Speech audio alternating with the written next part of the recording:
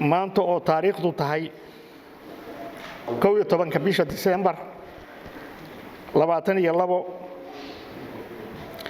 waxaan maxkamadda sharafta la hor keenay maxaabiista horteeda joogta oo isugu jirta dambiye kala duwan kuwa galay iyo kuwa kale oo aan ilaawayaala sagaalkii bishii 8aad 2022 abaaro sagaalkii iyo barkii subaxnimo waxaa degmada Galdogob boolisku ku qabtay gaari dhayna ah lambarkiisu yahay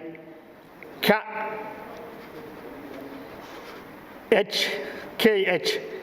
296 taargadiisu tahay oo siday qudaar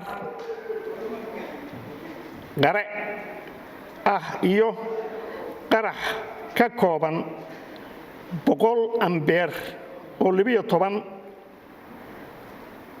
12 bateri oo 12 ambeer ah iyo 100 fayuus oo qarxiye ah iyo 100 hormuud control ah iyo 3 kabood oo dacas ah oo laga xijiyay birta baabuurka iyo bateriyaasha eedaysanaha koowaad Cabdixakiin Jaamac Xasan 52 jir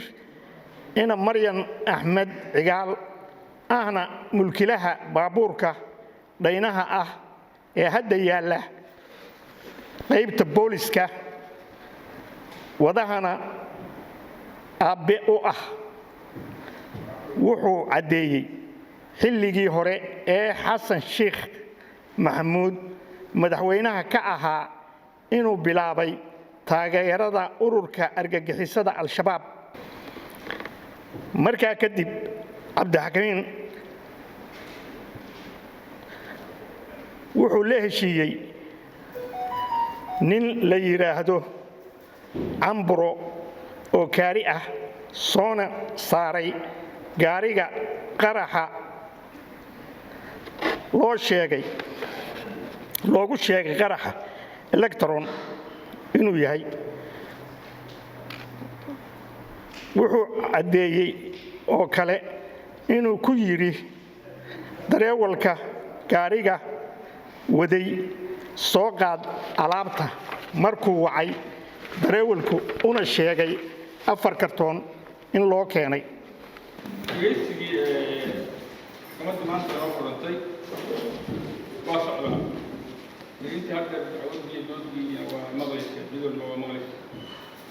anta halkaas ay noo joogaysaa arbacada la isugu imaanay waxa cadeeyay haysid iyo maqal iyo muuqaal iyo waxaaga ka dhiman iyo soo diyaar saxeeraali